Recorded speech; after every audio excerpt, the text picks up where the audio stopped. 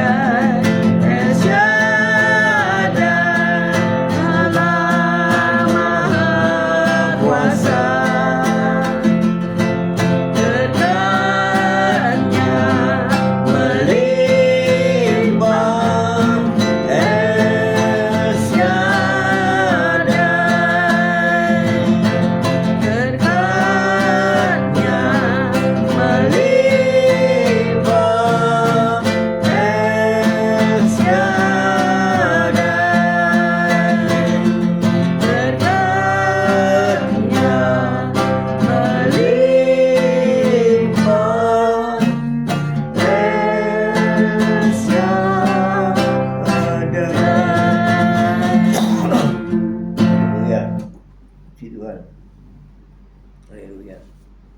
Selamat pagi Tuhan Yesus, Kau baik, Kau sungguh Allah, Kau Yesus sangat baik. Pagi hari ini Kau tetap menyertai kami di siaran gembala, siaran renungan pagi hari ini Tuhan.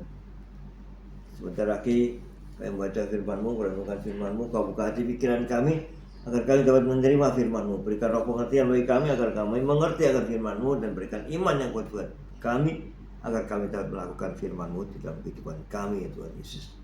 Serahkan kehidupan kami sepanjang hari ini bersama-sama rekan-rekan peserta daripada renungan pagi hari ini ke dalam tangan-Mu, di dalam kuat kuasa-Mu, di dalam perlindungan-Mu, di dalam penyertaan-Mu, di dalam kasih-Mu, juga di dalam berkat-Mu ya Tuhan Yesus. Dan Kau tetap berikan kesehatan, kekuatan bagi tubuh kami agar kami dapat melayani Kau lebih lagi. Dalam nama Yesus kami sudah berdoa dan mengucap syukur. Amin. Haleluya. Selamat pagi Bu Titik Sulistiani, selamat pagi Bu Saiman, Pak Saiman, Pak Bambang, Bu Vera, selamat pagi Cece Emi, selamat pagi Pak Yusak, Bu Ineke, selamat pagi Bu Ruli, Pak Mei, Tasya dan Elo, selamat pagi yang sudah bergabung, Bu Yosinta, Bu Nurmala, Moana, Mikel, Bu Sepsi, Pak Anton, Esther Sepsi, Bu Reni, Pak Fran, selamat pagi semua yang sudah bergabung. Bu Wanda, Pak Budi yang ada di Amerika, selamat pagi, selamat berholiday. Mungkin hari ini masih malam ya. Yuk kita baca Lukas 22 ayat 63 sampai 65. Dilanjut ayat 32 sampai 38. Lukas 22 ayat 63 sampai 65. Lukas 22 ayat 63 sampai 65. Nah, perikop Yesus di hadapan mahkamah agama. Lukas 22 ayat 63. Dan orang-orang yang menahan Yesus mengolok-olokkan Dia dan memukulinya. Mereka menutupi mukanya dan bertanya, "Cobalah katakan, siapakah yang memukul engkau?"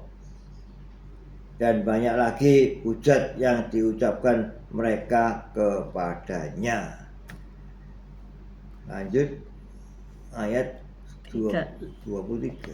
Ayat pasal 23 ayat 32 sampai 38. Lukas 22 ayat 33. Jawab Petrus, "Tuhan, aku bersedia masuk penjara dan mati bersama-sama dengan Engkau." Tetapi Yesus berkata, "Aku berkata kepadamu Petrus, hari ini ayam tidak akan berkokok sebelum engkau 3 kali menyangkal bahwa engkau mengenal aku." Lalu ia berkata kepada mereka, "Ketika aku mengutus kamu dengan tiada membawa pudi-pudi, bekal, dan kasut, apakah kamu kekurangan apa-apa?" Jawab mereka, "Suatu pun tidak." Katanya kepada mereka, "Tetapi sekarang ini siapa yang mempunyai pudi-pudi, hendaklah ia membawanya. Demikian juga untuk mempunyai bekal. Dan siapa yang tidak mempunyainya, hendaklah ia menjual jubahnya dan membeli pedang. Sebab aku berkata kepada kamu bahwa nas kitab suci ini harus digenapi kepadaku. Ia akan terhitung di antara pemberontak-pemberontak. Sebab apa yang tertulis tentang aku sedang digenapi." Kata mereka, "Tuhan, ini 2 pedang." Jawabnya, "Sudah cukup." Amin. Amin. Selamat pagi Bu Elias, Pak Elias, selamat pagi semua yang sudah bergabung bersama-sama. Tema kita hari ini adalah mengasihi musuh kita. Ini hal yang tidak gampang, tapi dalam Matius 5 ayat 44 kita baca. Matius 5 ayat 44. Matius 5 ayat 4. Matius 5 ayat 44.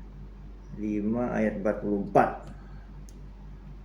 "Tetapi aku berkata kepadamu, kasihilah musuhmu dan berdoalah bagi mereka yang menganiaya kamu." Amin. Amin.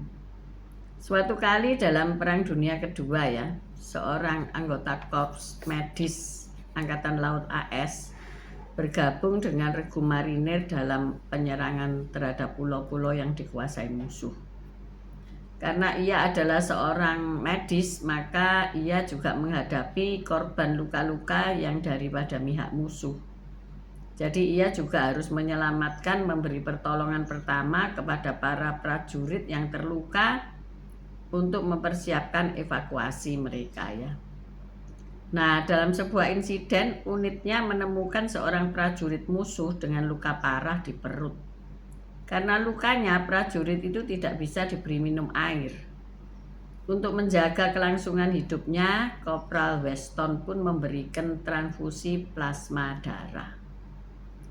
Tetapi ada seorang marinir yang menegurnya, simpanlah plasma itu untuk tentara kita. Maksudnya jangan dikasih plasma. Tetapi ia mengabaikan kata-katanya karena ia tahu apa yang Yesus perintahkan, yaitu kasihilah musuhmu. Yang tadi kita baca ya, kasihilah musuhmu dan berdoalah bagi mereka yang menganiaya kamu. Dalam peperangan tentunya ada pihak musuh dan pihak teman. Tetapi seorang anggota Palang Merah harus menyelamatkan keduanya. Nah, Yesus tidak sekedar mengucapkan kata-kata yang sulit itu, melainkan dia benar-benar menghidupinya. Halo Bu Viken, selamat pagi. Pak Henry, selamat pagi. Jadi Yesus itu saat dia ditangkap dan digiring untuk menghadap imam besar, kita baca aja ya. Lukas 22 ayat 63. Lukas 22 ayat 63. Lukas 22 ayat 63. Dan orang-orang yang menahan Yesus mengolok-olok dia dan memukulinya. Mereka menutupi mukanya dan bertanya, cobalah katakan siapa yang memukul engkau. Nah, ternyata sebelum disalib Yesus sudah mengalami penderitaan ya. Sudah dipukuli, dihujat, dihina, dan sebagainya. Dan penganiayaan itu terus sepanjang Via Dolorosa ya, naik ke Bukit Golgota. Di sepanjang pengadilan palsu oleh Pontius Pilatus hingga pelaksanaan eksekusi oleh tentara Romawi, Yesus tidak henti-hentinya menanggung penderitaan itu semuanya. Dan saat para prajurit menyalibkannya, dia berdoa untuk mengampuni mereka ya. Kita baca Lukas 23 ayat 34. Lukas 23 ayat 34. Lukas 23 ayat 34. Yesus berkata, "Ya Bapa, ampunilah mereka sebab mereka tidak tahu apa yang mereka perbuat." Dan mereka membuang undi untuk membagi pakaiannya. Amin.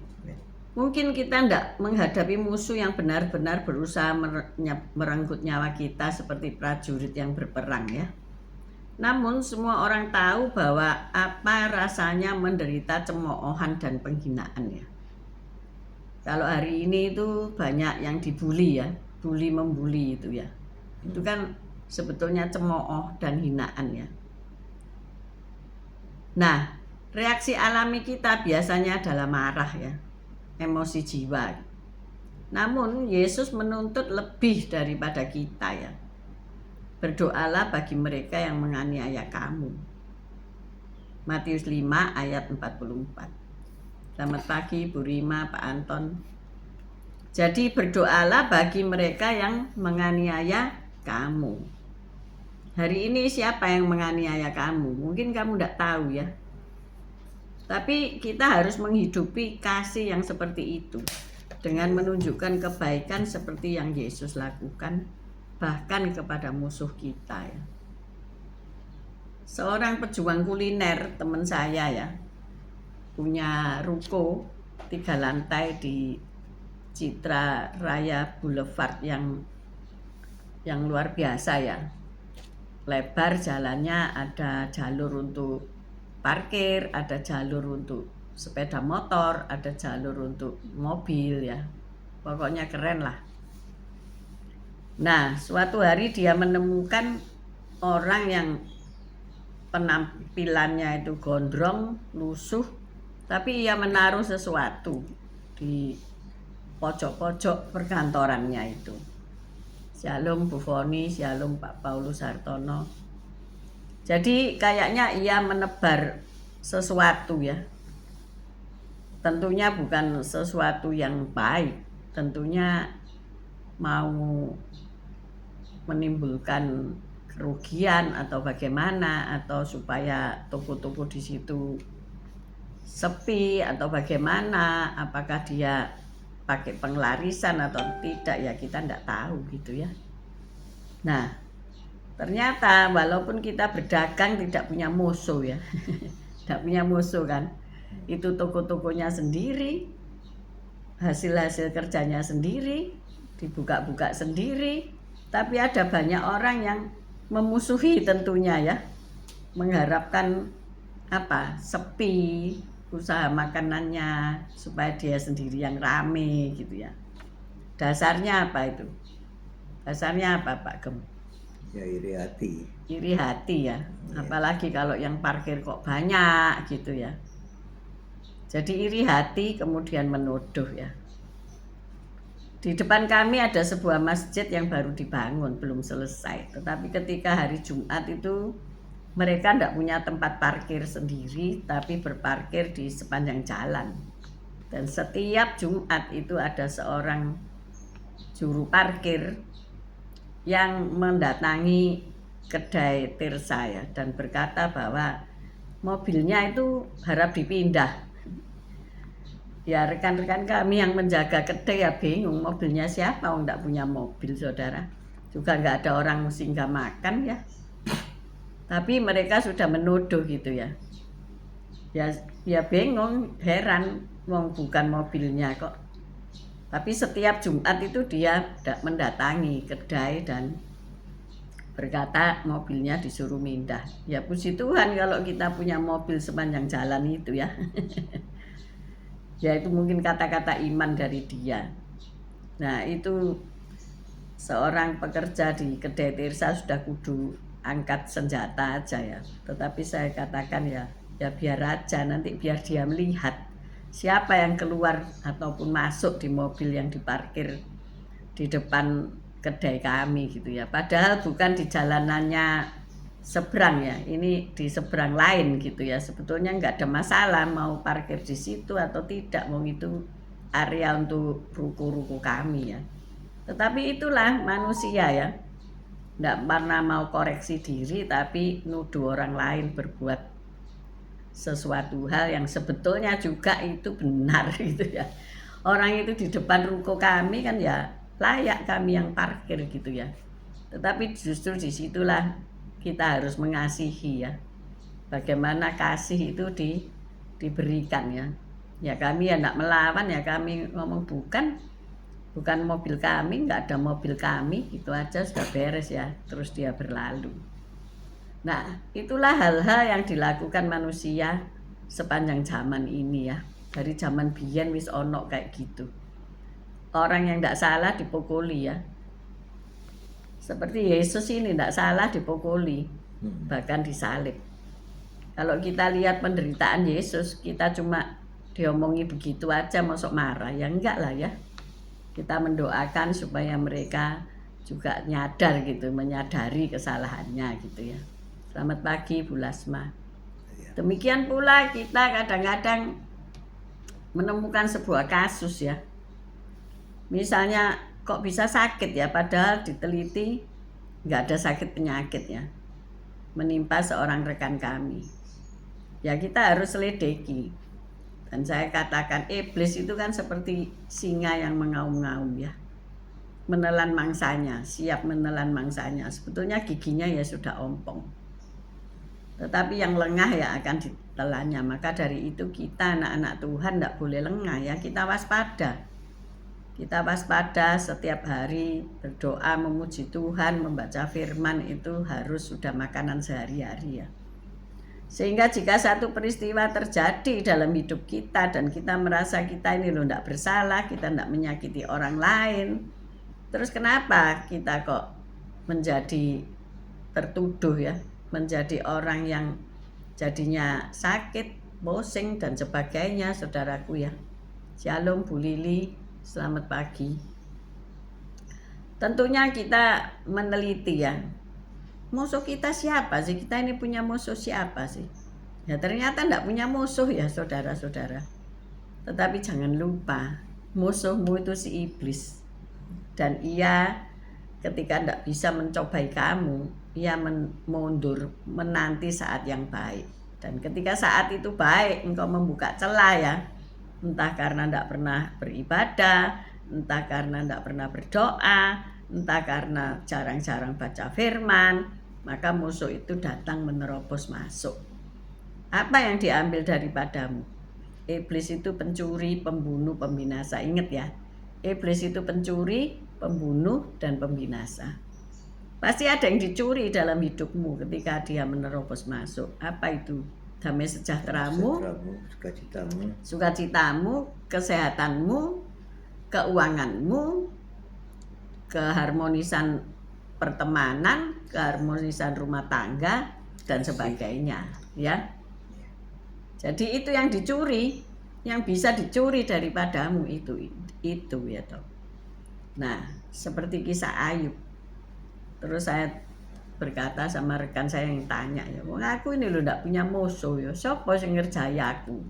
Saya akan katakan mungkin itu serangan daripada iblis sehingga engkau menjadi orang yang gagal fokus, pusing, nggak bisa konsen dan sebagainya.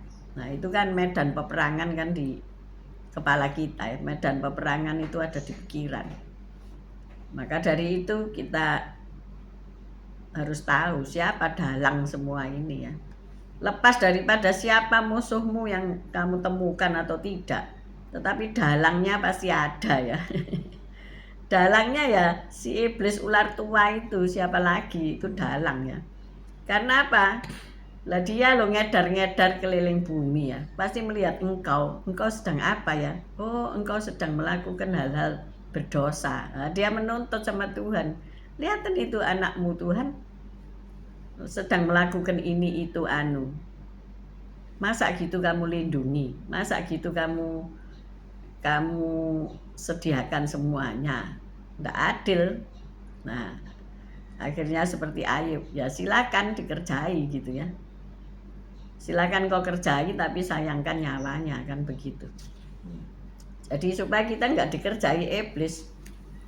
Ini loh, orang benar aja seperti Ayub, orang saleh ya, dikerjai ya. Mungkin di sini Bu Lasma ya pernah dikerjai ya. Mungkin Pak Bambang, Bu Vera juga pernah dikerjai iblis ya. Siapa yang tidak pernah dikerjai? Bu Foni juga. Kalau hamba-hambanya aja dikerjai, apalagi kita gitu loh ya. Jadi kalau hari ini engkau merasa dikerjai oleh iblis, ya doalah, berdoa dan diterima proses daripada peperangan rohani itu ya. Ingat waktu Daniel berdoa, jawaban doa itu sudah segera datang. Tetapi malaikat Gabriel pembawa berita itu sedang berperang dengan penghulu udara dari kerajaan Media Persia, dan ia dibantu oleh malaikat yang lain untuk memenangkan peperangan, dan ia dapat pergi kepada Daniel untuk memberitakan jawaban doanya. Nah itulah Daniel aja modelnya seperti itu saudara, apalagi kita gitu loh ya. Mampu ndak kita berdiri dalam peperangan rohani secara terus menerus ya, ndak ada jeda. Bagaimana kalau saudara perang ndak ada jeda ya? Capek dong. Ini tentara tadi yang perang dunia kedua tadi itu ya, ya perang dunia ya bisa selesai ya, sudah selesai PD2. Tetapi di situ kita mendapatkan sejarah bahwa ia menolong musuhnya juga ya. sebagai tentara medis harus tidak membedakan siapa musuh, siapa teman, ya harus ditolong semua gitu ya. Tapi kalau iblis tidak memperhatikan ya, siapa teman, siapa musuh, semua dicuri. Mungkin hari-hari ini orang yang melakukan pelarisan atau melakukan gendam atau melakukan hipnotis atau telepati dan sebagainya bla bla bla itu kelihatannya sukses ya. Orang-orang yang menyuruh atau orang yang didalangi oleh kuasa-kuasa kegelapan tuh kelihatannya berhasil dan sukses.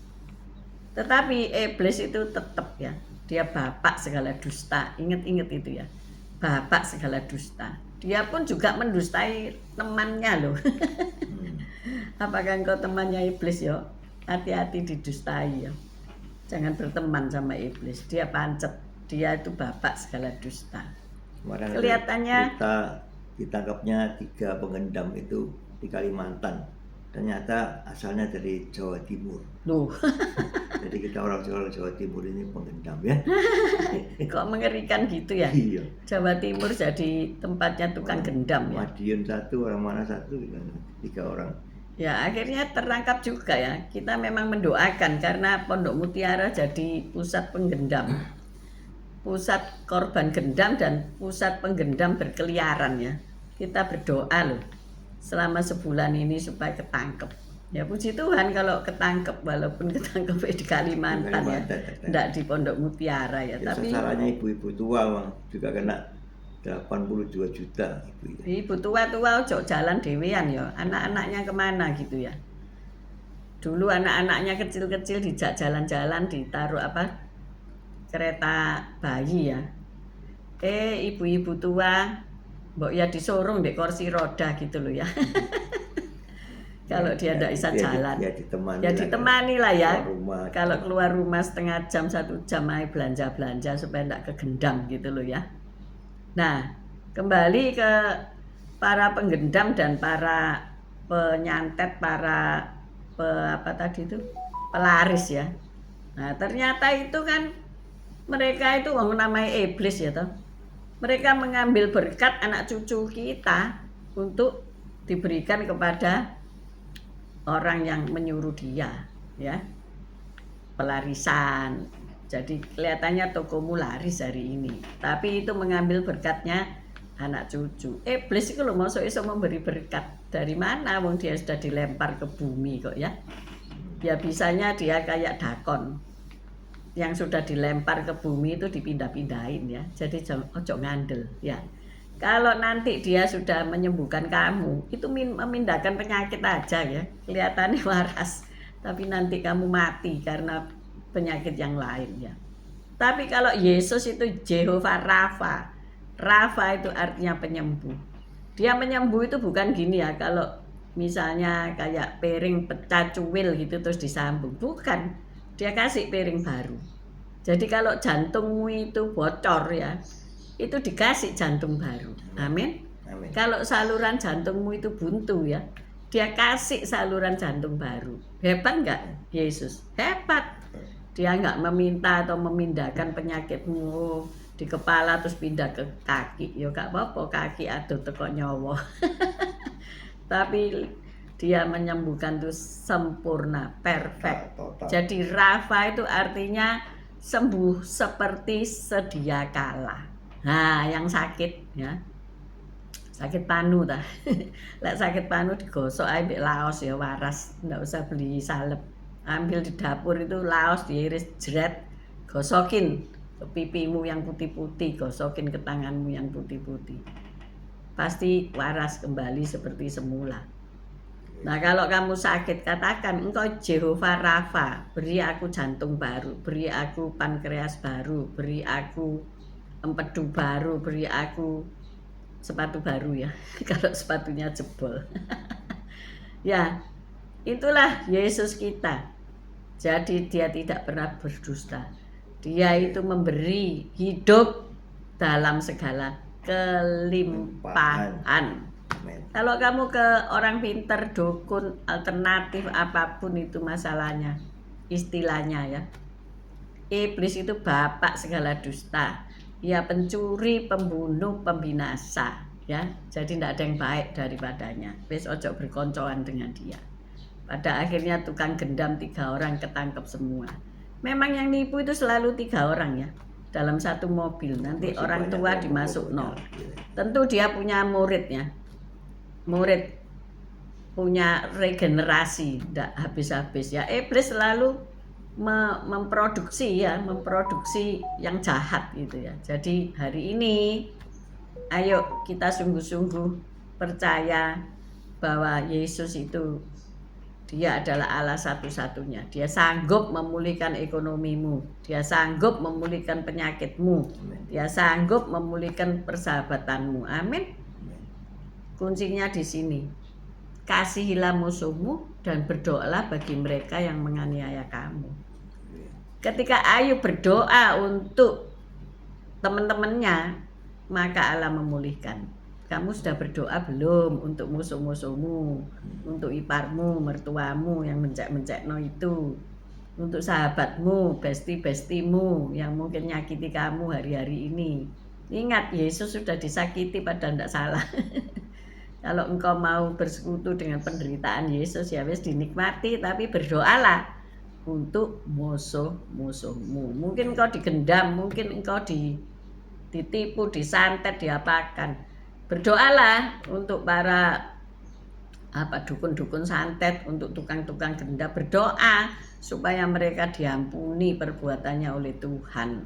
Amin. Mereka saat ini yang di penjara ya pasti nanti keluar ngerjain kita lagi gitu ya. Jadi nggak ada habisnya gitu loh ya. Makanya kita jangan seneng-seneng dulu ya. Pakailah selengkap senjata Allah. Kapan? Setiap hari ya.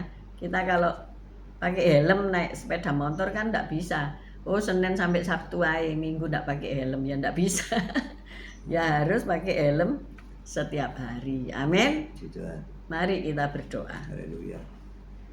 Terima kasih Tuhan Yesus atas firman-Mu. Kau menganjurkan kami selalu tetaplah berdoa sehingga selalu waspada terhadap segala hal yang kami hadapi.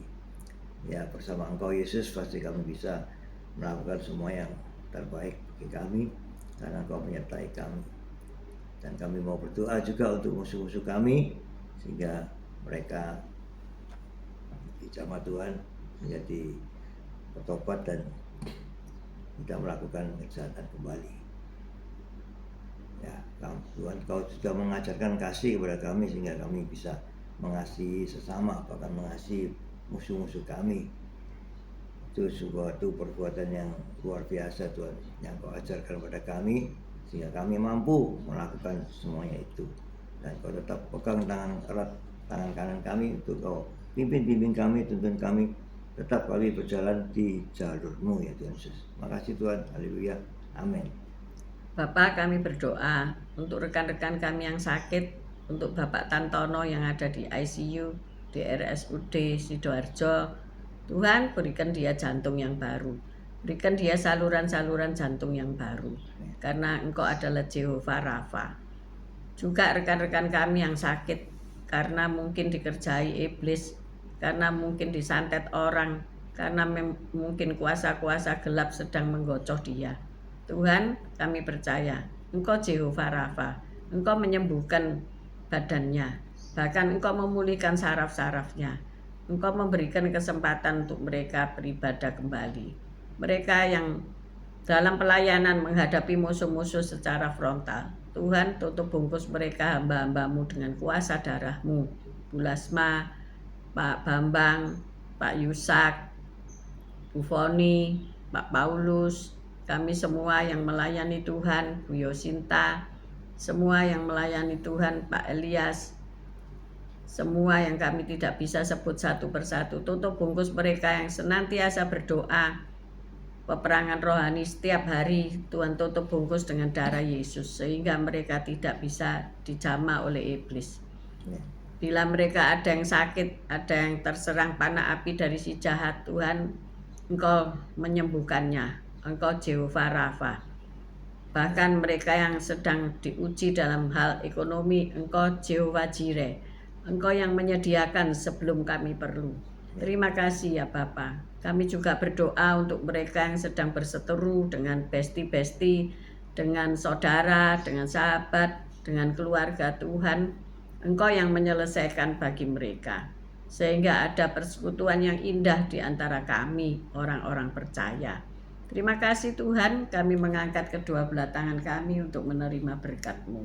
Tuhan memberkati engkau, Tuhan melindungi engkau, Tuhan menyinari engkau dengan wajahnya dan memberikan engkau kasih karunia. Tuhan menghadapkan wajahnya kepadamu dan memberikan engkau damai sejahtera. Terimalah berkat dari Allah Bapa, Putra dan Roh Kudus, berkat kasih, sukacita, damai sejahtera mulai pagi hari ini sampai Maranatha Tuhan Yesus datang untuk kedua kalinya, bahkan sampai selama-lamanya. Mari yang sudah menerima berkat Tuhan katakan bersama, amin, amin, amin. Haleluya. Oke, God bless you. See you tomorrow guys. Haleluya. Selamat bekerja, selamat melayani Tuhan. Tuhan Yesus memberkati kita semua. Haleluya. Amin. Baik Amin, yang amin, nanti amin. siang maupun nanti malam. Amin.